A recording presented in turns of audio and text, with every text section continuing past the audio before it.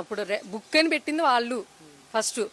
మరి మేము దానికి సమాధానం చెప్పాలి కదా, అందుకు మరి డిజిటల్ బుక్ పెట్టుకున్నాం. వాళ్ళది లిమిట్, మాది అన్లిమిటెడ్. ఒకవేళ మేము మర్చిపోవచ్చేమో దాంట్లో పేర్లు ఎక్కించు, కానీ దాన్ని సృష్టించిన వాళ్ళు మాత్రం మర్చిపోరు. జగన్మోహన్ రెడ్డి గారు డిజిటల్ బుక్లో ఎక్కిన ప్రతి ఒక్క పేరుకి సమాధానం చెప్పి చూస్తారు. ఆ సమాధానం కోసం మేమంతా ఎదురు చూస్తూ ఉంటాం. ఆ తర్వాత అంటే డిజిటల్ బుక్ అంటే ఓన్లీ ప్రజల యొక్క పరిపాలన లేకుండా ఓన్లీ విధ్వంసం ఇవే అనుకోవచ్చు. అలా ఎందుకు అనుకుంటారు? ఇప్పుడు వాళ్ళు విధ్వంసాలు చేస్తున్నారు, మేము అలా కాదు, న్యాయపరంగా వెళ్తాం. ప్రతిదీ కూడా డిజిటల్ బుక్లో ఎందుకు ఎక్కిస్తున్నాం, సాక్ష్యాధారాలతో సహా తీసి వాళ్ళ తాట మాత్రం తీస్తారు కంపల్సరీ. అంటే ఇప్పుడు రెడ్ బుక్ అనేది ఒక రాక్షస రాజ్యాంగం అనుకోవచ్చు.